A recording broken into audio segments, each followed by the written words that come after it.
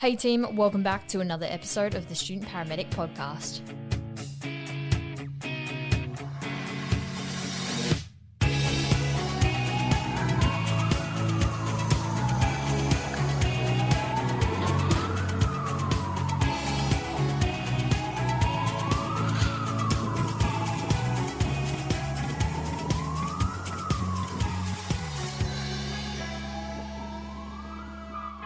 Hey team, welcome back to another episode of the Student Paramedic Podcast. My name's Alex, I'm your host today, and I'm joined today with Corey. Hey guys. And we're also sitting down with Scott, Devenish, and Douglas Presta, who are going to chat today a bit about the American experience and how Aussie students can go over there and experience that. So, Scott, would you like to introduce yourself first? I'm Scott. I'm the discipline lead of the paramedic science program at QUT. I've been a paramedic for 23 years. Very nice. And Doug? I'm the director of the paramedic program at Central Washington University in Washington State. And my history, I've been a medic for about 20 some years. I'm also a physician and a surgeon, and been that since 1997, so too long.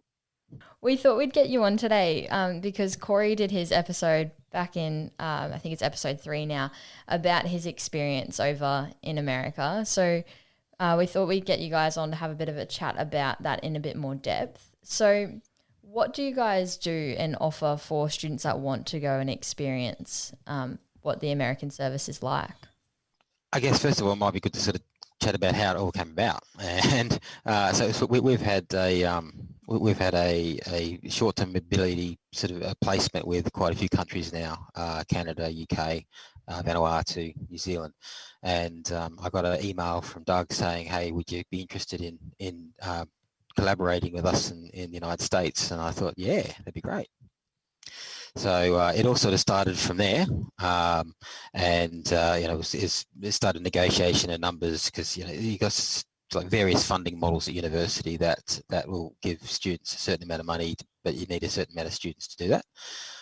So we've got a minimum of 4 for us, but I think Doug had a higher number. So a bit of negotiation went around, the exchange numbers and how long it was going to be, and what sort of activities we're going to form part of that.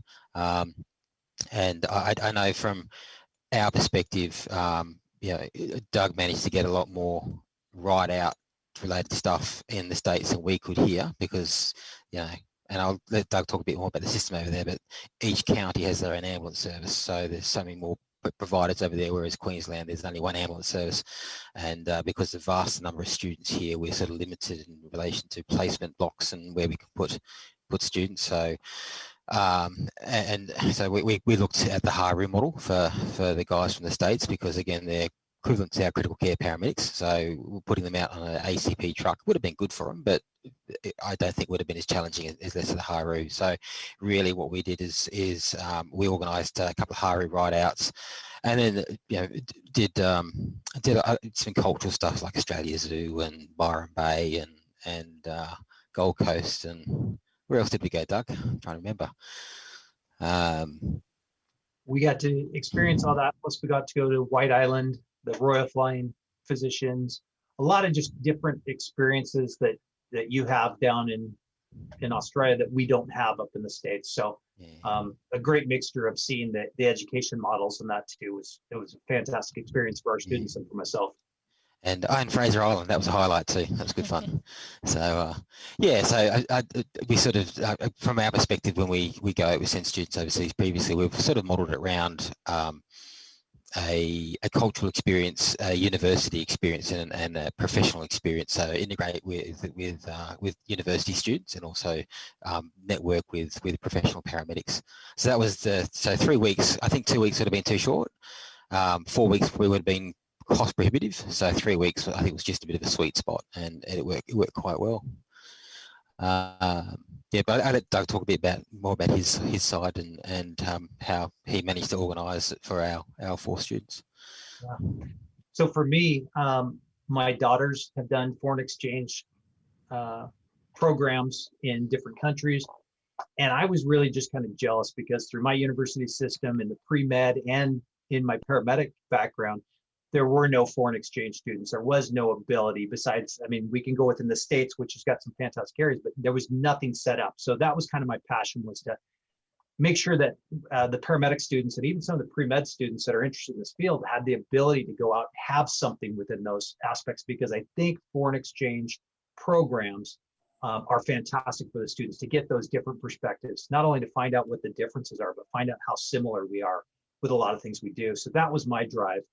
And fortunately, we had someone at Central Washington University who knew Dr. Devenish and set us up. And so that was kind of the passion and the drive for doing that. I think for us, as far as the States, sometimes we get a bad rap as far as things go. And I know that was kind of one of the big things with the 4 students, and instead of Corey coming up there, was you guys are seeing gunshots every day, you know, and kind of getting those backgrounds. So I think it was kind of a nice experience to see what we do, how we do things, and how different we are across the states. The area we did the study abroad exchange was up in Washington State, but we're completely different than our neighboring states as well of how we do things. So I think it was just kind of fun to show them kind of what we do, where we at experience level. And for me, it was a great education to see the difference between an ACP, a CCP, and a Harrow and a Lara unit, that we don't have those delineations up in Washington State. That's awesome. Those are great opportunities that you're providing for students. So in 2019, that was the first time that you guys did the exchange. In a brief synopsis, starting with Doug, would you be able to explain the key differences in paramedics? Because you both got to experience each country with your students separately. So if you could just go into the differences that you noticed when you were in Australia, and then for Scott, when you were in the US, in terms of paramedic, scope of practice, etc. Yeah, so one of the things that we noticed was different was when you talk about a paramedic and ACP, that's about the equivalent of what our EMTs are. So a lot of the skills that are there, you're equivalent to an advanced EMT. And the difference is your CCPs are pretty much equivalent to what our paramedics are, our entry-level paramedics. There's some differences from state to state, but that's about that level. So when we graduate from Central Washington University, they would be equivalent to a CCP.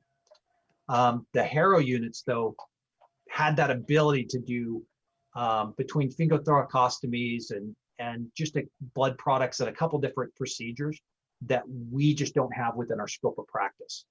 I also really liked the centralized system for Queensland. You all run under the same medical director, the same protocols, the same scope of practice. Whereas within Spokane County, which is about the size of Brizzy, volume-wise, we have 12 different departments and 12 different sets of protocols and scopes of practices in a sense. One department can carry some medications, the other department carries a ton more. And so there's quite a bit of difference, and we don't have that same regulation and that same, I guess, experience. No matter where you go in Queensland, it's the same kind of rules. And here you can go across the street and have a so different set of protocols. I think from my perspective, over there, it fascinated me that everything's bigger. The ambulances are bigger, the moustaches are bigger, the food sizing. So, but yeah, the ambulances were quite large compared to ours, and the fire-based sort of side of things. I mean, here we have a separate fire brigade and ambulance, but over there it's very integrated, and even the integration changes between the services. So when we went to Harbourview, it was very similar to our model here, that the ambulances, although they were red ambulances with fire and medic on the side, it was very similar to what we have here. Whereas other counties, the EMTs would actually be on their fire truck and wouldn't transport the EMR, is that EMR. yeah. The private ambulance would transport, whereas others would be a bit of a mixture that you could work on the fire truck one day, but be on the ambulance the next. But the ambulance would respond and transport, and also they could make a decision whether they would actually call in the private ambulance to transport if it was a medical low acuity medical case, for example, as opposed to a trauma or a cardiac arrest or whatever. So there's no standardized system. Each county had their own. And what also fascinated me was going to small towns in sort of northern Washington state, where you'd have an ambulance station. There'd be a training room in the ambulance station, and that's where they'd actually train their own paramedics. So whereas here in Australia, apart from New South Wales, where there's still a diploma, but the vast majority of graduates. But everywhere else in the country, you have to be a graduate to become a paramedic. But over there, it's very much unregulated, I suppose. It appeared to me that every ambulance station had a training room, but then you have the university system where with Doug as a director, and there doesn't seem to be too many university programs over there. So that was. It's almost like where we were back in the 80s, that there wasn't a lot of standardization with training. So that I found that fascinating. And also from the degree point of view, that we have a 3-year degree in Australia, but they have in paramedics, but they had a 4-year degree in the States. And the degree in the States, from what I observed, it was you do things like maths and English literature and history, and then you do your professional component. Whereas our degree have service units, which is professionalism and communication and physics, etc. But then it's all very clinically focused. So that was a big difference I saw too. So scope-wise, yeah, look, the scope of practice, they do RSIs, they do, all this. I mean, Micah in Victoria do RSI, but Queensland CCPs don't, unless you're on the Haru. So the scope of practice was significantly higher. But when you're looking at a paramedic trained in a training room in a station, you wonder at the underpinning education they're actually getting is very skills focused. I sort of got the idea. Whereas a university with Doug, they get all that knowledge behind it, similar to what we do. So yeah, very unregulated. That's really interesting. And so going from that, system difference and a bit of that scope difference, how did you guys find, similar question, going to each country, how did you find the epidemiology? Because I know when Corey came back, he was explaining, that he was going to gunshot wounds or, firework explosions and things like that. So how did you guys find the different presentations that you went to in each country? Well, I noticed they didn't have box jellyfish antivenom in their protocols. But that was fun. One funny thing, because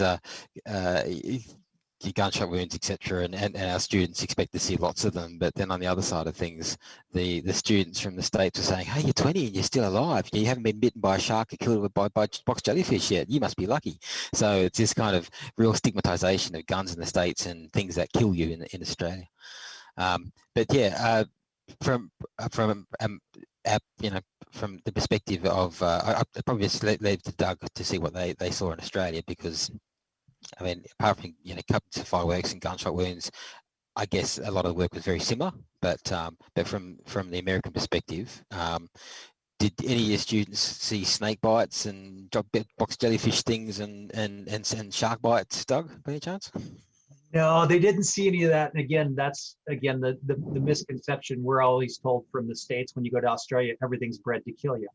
So they were expecting and wanting to see everything that's going to kill you. And of course, it was always fun telling the students to watch out for the drop bears as we entered out there. So that was fun for us on that.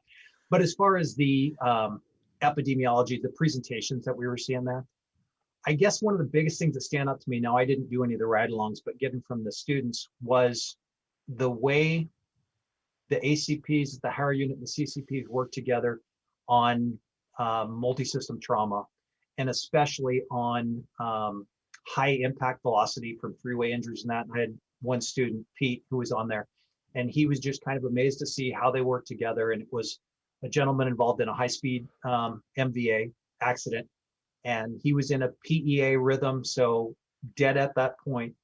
The Haro unit did the finger thoracostomy. He said, yep, we're going to have Ross here in 2 minutes based on everything they did. And they did it. He was like amazed on how quickly. He was impressed. He questions one of the ACPs asked, how was my placement on the pelvic sling? And for us, sometimes in the States, again, I'll go to what Scott was saying about the lack of regulation that we do kind of have, but they were like, yeah, nope, that was placed. You could actually been a little bit high. And the interactions, I think, between the groups was impressive, and some of the skills that they can do, especially in those MVAs, and the way they treat those is a lot different than we do. And I think we have a lot that we gained from learning that. So on our end of things, yeah, we obviously have more weapons in that. And so there is that chance of seeing gunshot wounds and that penetrating trauma. In fact, we had an amusing story. I think, Scott, you were there with me when the gentleman was escaping on a raft down away from stealing something at a local grocery store. And the police officer's like, well, why don't we just shoot him and then we can pick up his body down the road? It was in jest, but that's kind of the thing we say is we're going to see more penetrating trauma depending on what cities you are here.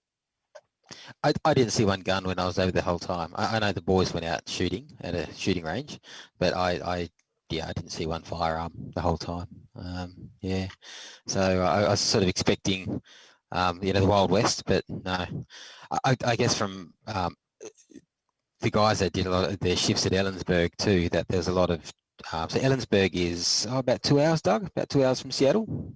Yes. Yeah, so you got Seattle on sort of to the left-hand side, you got Ellensburg in the middle, and then Spokane right on the far right-hand side near the Idaho border. And the guys would do a lot of cases in Ellensburg, but then transport it through to Seattle, which is about a 2 hour drive. So there'd be a lot of transports. They had, the fixed wing, so the guys went out with helicopters as well, which again we couldn't organise here in Australia. But they, I think fixed wing and rotary wing, they had some experience in that, which was, Doug's connections over there, which is amazing. But yeah, so that was one thing that just doing that 2 hour transport to Harbourview Hospital, then coming back, that's 4 hours out of your shift. Oh, the other thing too is shift work. Like they can do up to 96-hour shifts. What's with that? we do 10, 12-hour shifts, and they do, but I suppose they do 96-hour shift, then have a prolonged time off. They live at station. Do you want to just talk about that, Doug? Because that just amazed me how you can have up to 96 hours on shift. Yeah, it does vary, and it's kind of up to each of the departments, and they kind of regulate it. When we're talking about the downtown Seattle, downtown Tacoma, the high volume areas, we're typically on a rotating shift, 24 on, 48 off. For the shifts, a lot of departments I work, we're 48 on, 96 hours off.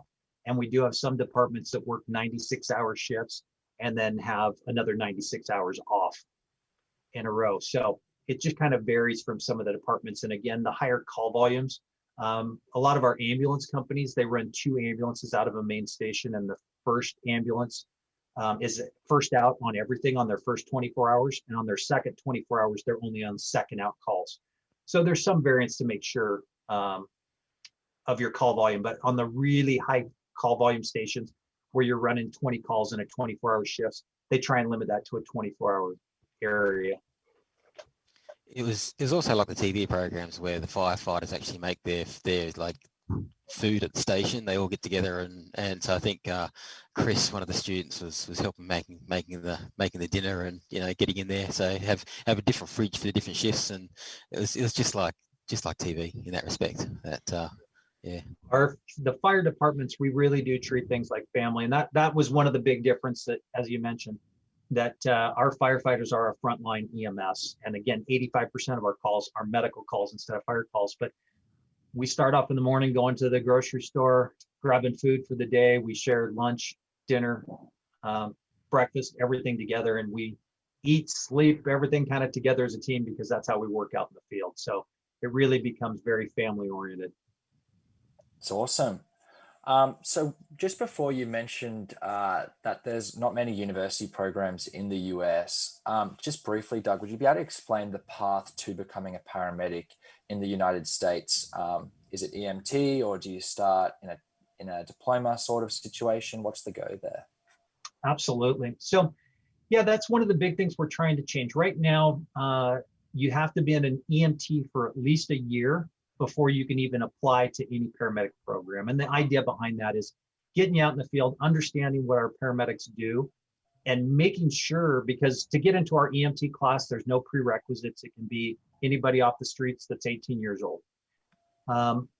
Once you've been out there in the field for a year, you've kind of seen, you kind of understand is, do I want to make this commitment? And that's what can get in. A lot of our paramedic programs, probably almost 96% are not university based. They're certificate programs. And basically you go class just to become a paramedic. There's no educational degree or component to it. And they get certified to basically work as a paramedic, and then they can take tests within to become licensed in whatever state they happen to be in. So it's really unregulated in that aspect. Our main regulation is what's called the National Registry, the NREMT for EMTs and paramedics. And it is a national test that covers the entire United States. The problem being is there's some paramedics that don't do 12 leads and don't RSI. There's some that do a lot more than that. So the regulation is just not out there. We're trying to get a big push within our association in the States of paramedicine to have a bachelor's degree requirement by 2030. But right now there's only 6 programs in the United States that you can even get a bachelor's degree from. And we're one of those 6. That's really interesting. I didn't know that that was a thing until I listened to, I think it's the Pragmatics. They're one of the podcasts from over in America, and they were mentioning that. So that's really interesting. Had no idea. So if a student over in Australia is thinking about applying to become a paramedic over in the US once they graduate, how do they go about that? Yeah, so the first thing, obviously, outside of getting the work visas and getting that type of portion taken care of, it would be taking the national registry or taking a state test. Right now, out of the 50 states, only 38% of them require the national registry test to go in. So a lot of students will go into areas where they can basically come in, they have to take a written test to show their standards, and they have to present their training to show what level or what experience they're up to. For most ACPs that are coming here, and the couple paramedics that I know that are from Australia, I don't know if Corey got to meet one that was down in Tacoma at Medic 1 or not, but they come in here and usually start as a EMT or an advanced EMT and have to go through a gap analysis, if you will, and get some additional training depending on the state they're at. To get up to that level of that paramedicine. But we now have several Aussies who are working throughout multiple departments. And going back to differences, one of the big differences that I did see was the need for paramedics. For us up here, we'll have several fire departments that will have postings for jobs looking for 3 to 6 medics, and they may only get 1 application because we are so short on medics. And in fact, our standard class of paramedics are typically about 19 to 22. So we have a huge need for those areas in there. So I know there's going to be trying to get some things to get people from other countries and even the experiences to get those requirements met over here. But that's kind of the areas, that's national registries and the written test, and then the gap analysis to fit depending on the states. I think if I can jump in there too, because a lot of services you're dual trained, fire and ambulance. I think, so the Australian university programs produce very well-rounded paramedic graduates, but we don't train you to be firefighters. So that would be another area you'd have to depending on the actual service you're working for over there. You have to. When we talk about continuous professional development, we just have to focus on the medical side of things, whereas they've got to focus on fire and medical. So they've got to be, proficient in both. Absolutely. So when we took them around to Roma Street Fire Station and showed them, they got a tour by the firefighters there. They're talking about, hose gauges and all sorts of stuff. And it was just over my head, but because they were dual trained, they had to know both. So. And Scott, do you know what it's like if an American student wants to apply over in Oz, or do they just go through the same processes? So there's it's a visa issue would be the way to, but a lot of Australian services won't take people without a degree. So even if you've got an associate degree, I know some people do an associate degree over there. Still, that's kind of accepted at almost diploma level. So the reciprocity with a degree from Central Washington, that'd be different. But again, the American system doesn't recognise our degrees because only 3 years. So although they're both degrees, there is some issues with recognition. But the visa be the main thing, and also because we've got quite a lot of university students across the country. The last time I saw about 9,300. They wouldn't be opening up international recruitment because there's no need. 15, 20 years ago, they opened up a big international recruitment, especially in Queensland, to try and get poach people from overseas. But at the moment, they don't need to do that. So the visa would be the main thing, and then having to get your recognition of prior learning accepted by an ambulance service to whether it be a graduate entry, a qualified entry. You couldn't go through graduate entry, but so it depends on the service, but yeah, the visa is a big thing. That's awesome. It's interesting that it's opposite in each country. In Australia, we have a surplus of students, quite a big surplus. And then in the States, it's a deficit. So overseas opportunities definitely could be an option for any Australian students listening. Moving on from that, what are some of the benefits that you guys noticed that the students gained from doing an overseas experience? I know we're in the midst of COVID right now, but in the next year or two, these things could be available for our listeners. So what were some of the benefits that you guys noticed the most in your students that went? I took four students over there, Corey being one of them, and they didn't know each other and they came back really good mates. So I think that was one aspect. Also seeing how a different system works and different culture and in some ways, and not to get into politics of things, but we've got Medicare in Australia, so everyone gets access to healthcare, whereas in the States it's very much a user pay. So you especially from my perspective, and I do understand that in Washington State, if someone can't pay, I think the Catholic Church charity steps in, but we have very much a safety net in our country of public hospitals are free as long for citizens with Medicare. So I think you start to you start to realize that you shouldn't take those kind of things for granted, and you also have to work out how to tip. That was foreign for a couple of the students, hadn't been overseas. So how much do you tip, and if you don't tip the right amount, you offend the waiter. And so I think I remember Doug saying, "Hey, there's an easy way to do it. You don't need to get your phone out and actually work out what 15% is." So so yeah, just tipping. Just different. The different culture, although we're very similar, because after the Second World War, Australia was very Americanized. There's subtle differences, and also just a vast number of people as well. You just like 360 odd million Americans compared to 26 billion of us, so we're really quite tiny. So culturally, like universities, although there's beautiful big campus, nice and spread out in a small country town. But for me, it was really the cultural aspects of I think what the guys took on board.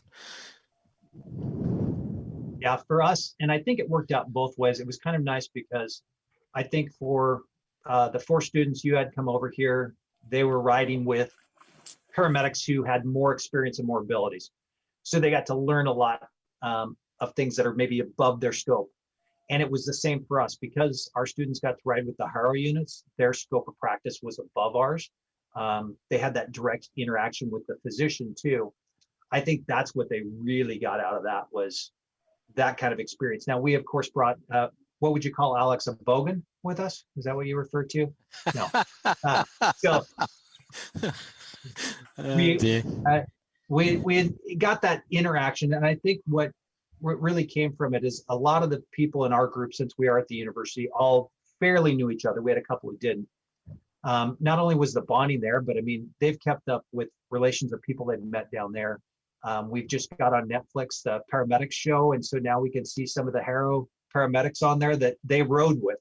So I think that some of those lifelong friends, and I think the same when the four of you came up here, some of the experiences they were able to get at the States, and the communications that they'll stay on. I think that's the beauty of it, is when finding not only those differences, but making friendships that are going to stay connected.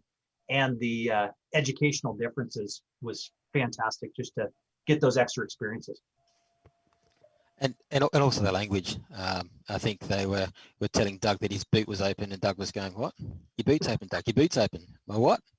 Oh, your trunk. Ah, so just there's those little nuances in language too. I remember Doug saying to me, "What does this word cheers mean, Scott?" "Oh, it means thanks." "Oh, okay." So just little subtleties. So it was actually quite fun.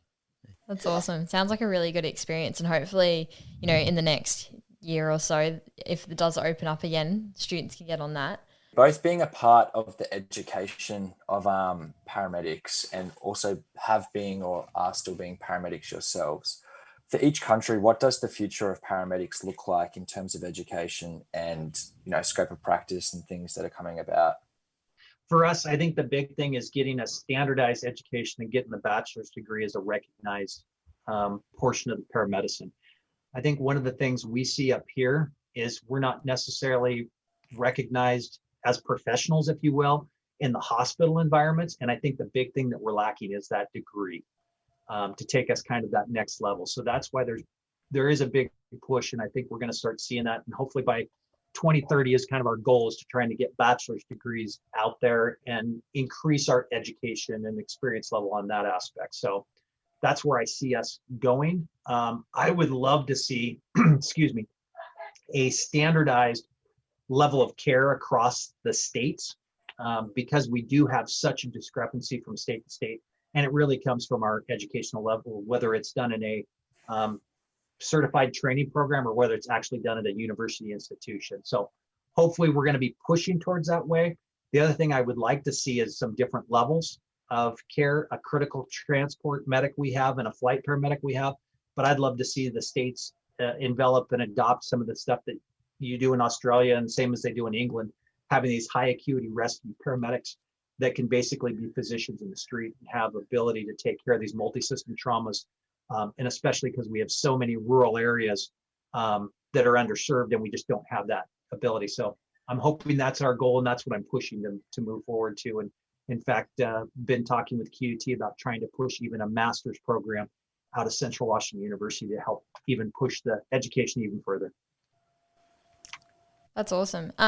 So I do thank you both for coming on today. We're going to go through our last 3 questions. So we'll get you guys to respond to these individually.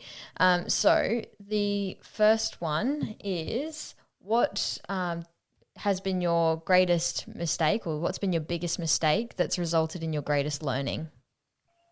I don't know if how this relates to the question, but and I don't know that I would call it a mistake. I started out as a paramedic. I felt that I didn't have as much education. I didn't have the things that I really wanted to do. So I went on to medical school, got into surgery, and that was my passion. As a resident, I was doing surgery every single day. If I could have been a professional resident, I would have stayed doing that. But I really loved the action, the doing, the getting out. I'm really a hands-on person.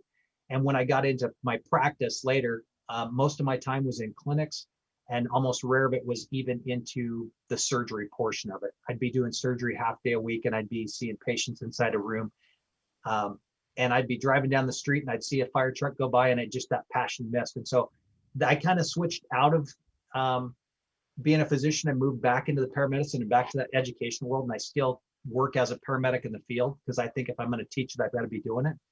And so I don't see going in to become a physician was a mistake at all, or an accident, if you will, even though it was trauma.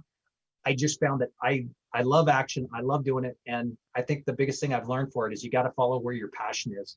And my passion is out in the field. It's interaction. It's doing the most good I can do. And so that's kind of what I've gotten out for it. I'd rather be there, be the first person on someone's worst day, and be able to intervene between life and death situations. And I'm not doing that when I'm sitting in an office. Yeah, so after working for New South Wales Ambulance Service for many years, I was on road paramedic, and then started a master's in education. Next thing, found myself at the training school, and after being at the training school for six years as an educator, unlike the university system where you have distinct semesters, and you've like 2 13-week semesters, and then you've got time for research, etc. With an ambulance service training ed centre, you just start in January, go all the way through to December, and without breaks. And after 6 years, I just needed a change, and I got a job with Qantas, funny enough, as a medical trainer for cabin crew. And after teaching intensive care paramedics with New South Wales Ambulance, for me that was a little bit disillusioned, that role, and it's just confirmed in my mind that pre-hospital care or paramedicine was really my preferred choice. So by stepping away from that, it sort of gave me a bit of thinking time, and then I got a job at Charles Sturt University and started the PhD, and then came up to QUT. So again, I wouldn't call it a mistake, but it just gave me a bit of clarity that, when you get to that point after, being in an organisation 10, 11 years, you kind of think, is this really what I want to do? And just stepping out, going, yeah, this is what I want to do, and then leaping back in. So hadn't been for that, I wouldn't have gone into academia, but I probably would have still stayed with an ambulance service. That's awesome. The second question is, what is one piece of advice that you would give to a student, or that you would have given to yourself as a student when you were a student? Be good to your mother and pay your rent on time. No, don't be hard on yourself. You're not an expert. It takes time. It takes time to become proficient. When you look at that theory, academic theory of Benner's, novice to proficient, it takes time to get there. And a lot of students I see today, if they don't get a 7, they beat themselves up.